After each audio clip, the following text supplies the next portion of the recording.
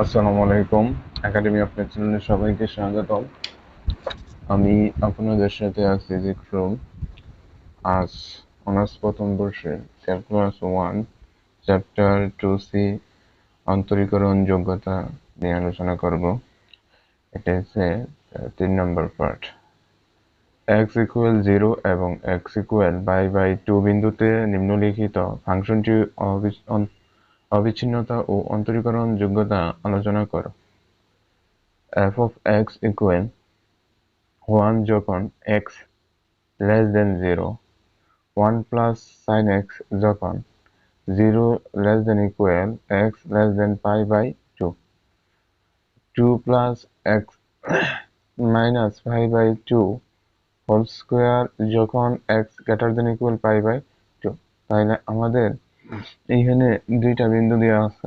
প্রথম বাইর করব, প্রথম 0 x equal 0 বিন্দুতে ফাংশনটি অবিচ্ছিন্নতা এবং অন্তরীকরণ যোগ্যতা। তারপরে বের করব x equal π/2 বিন্দুতে ফাংশনটি অবিচ্ছিন্নতা ও অন্তরীকরণ যোগ্যতা। তাইলে শুরু করি। মানে x equal 0 বিন্দুতে f of x ফাংশনের অবিচ্ছিন্নতা আলোচনা করি। তাইলে আমরা জানি ডান সীমা equal limit x tends to 0 plus f of x equal, যখন পজিটিভ থাকবে তখন এক্সটা হবে 0 থেকে বড়, আর যখন নেগেটিভ থাকবে এক্সটা হবে 0 থেকে ছোট। তাহলে এখানে এক্সটা 0 থেকে বড় আছে এই ফাংশনে। তাহলে লিখতে পারি f of x ইকুয়াল লিখতে পারি 1 plus sign x।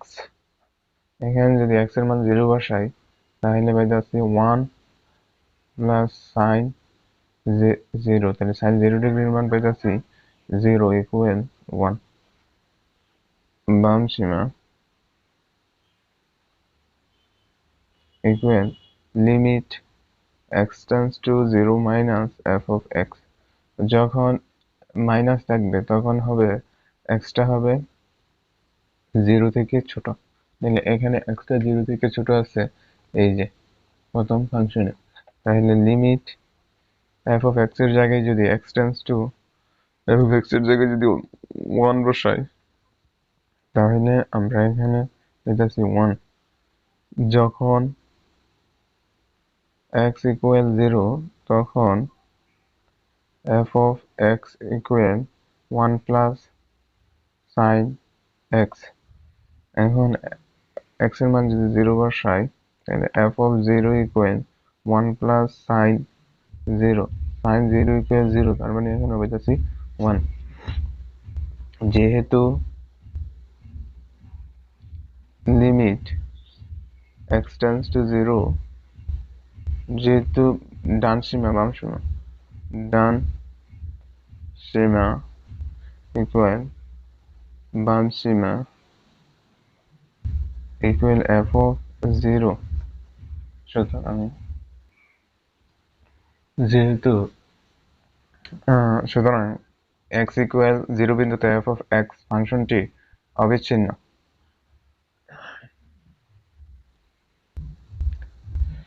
x equal 0 বিন্দুতে প্রদত্ত ফাংশনের অন্তরীকরণ যোগ্যতা আলোচনা করি।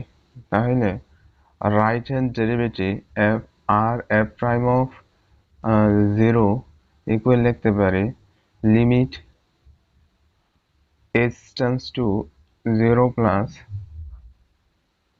f of 0 plus h minus f of 0 by h।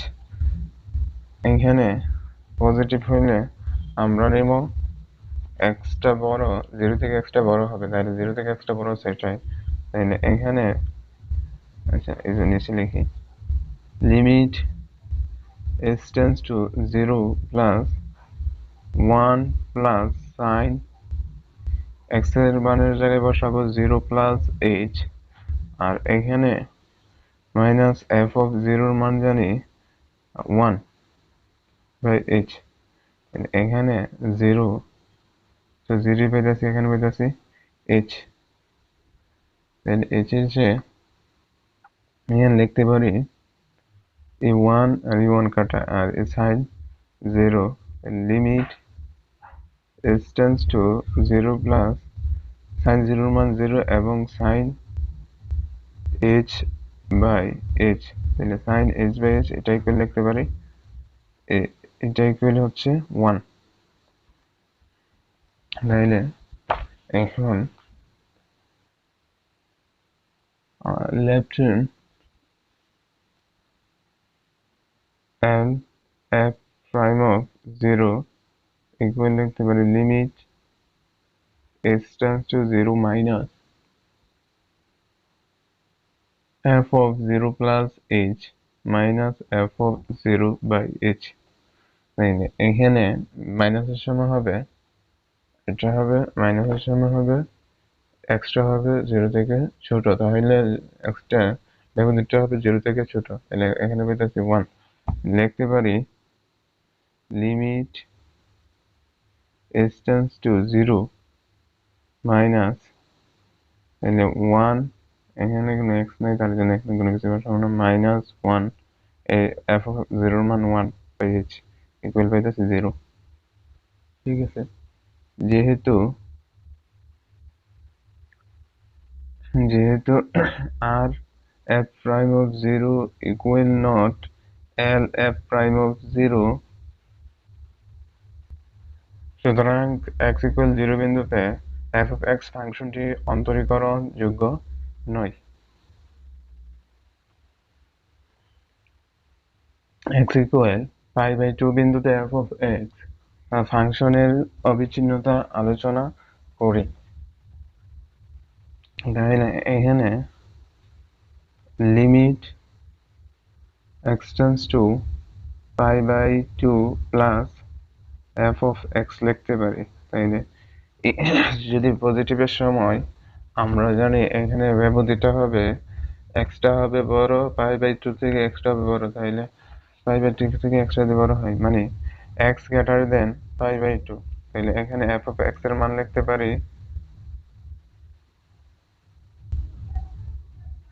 f of x এর মান লিখতে পারি 2 plus x minus pi by 2 whole square।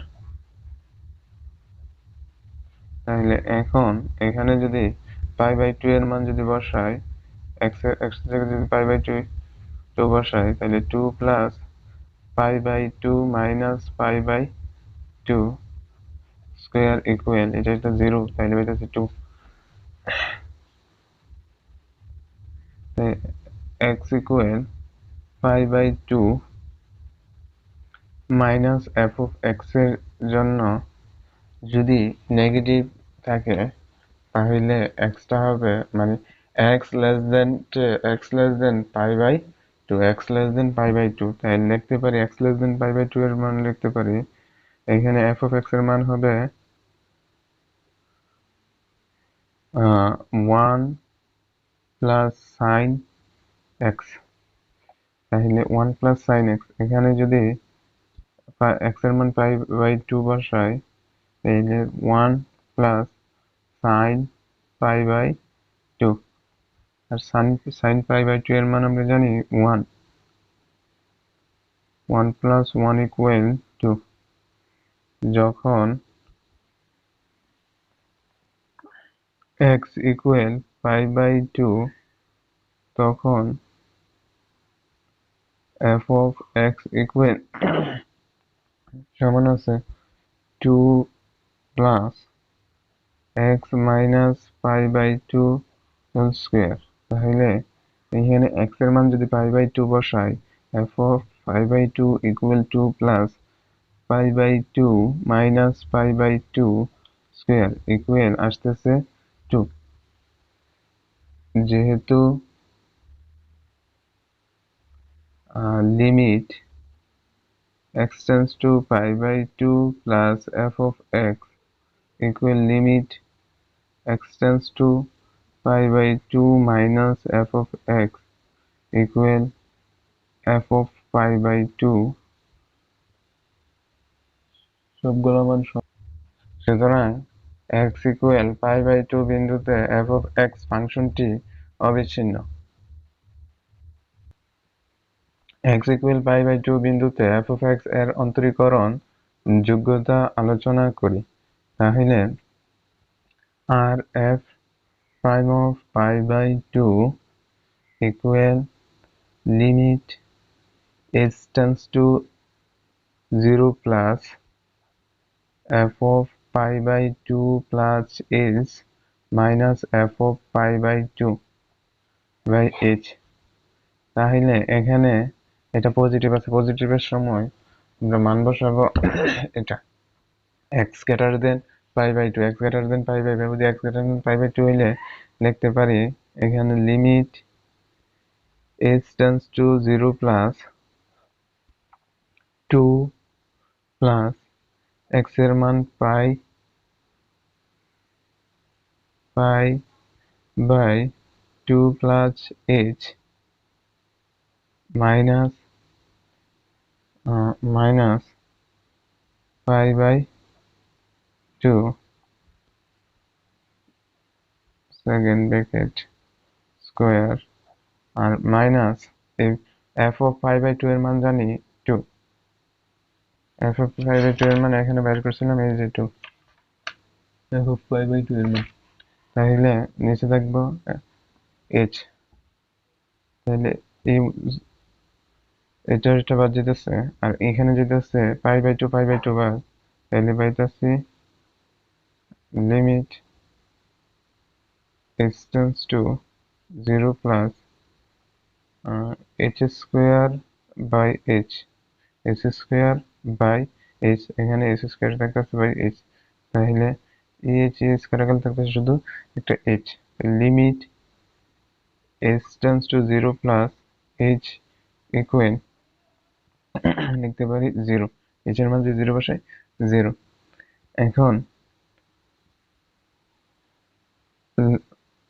L f prime of π/2 left hand derivative equal limit h tends to 0 minus f of π/2 plus h minus f of π/2 by h। তাহলে এখানে ব্যবধিটা হবে x less than π/2, x less than π/2 আছে এই ফাংশনে 1 plus sin x, limit h tends to 0 minus 1 plus sin x এর জায়গায় লিখবো π/2 plus h minus f of π/2 এর মান জানি 2 by h। এখানে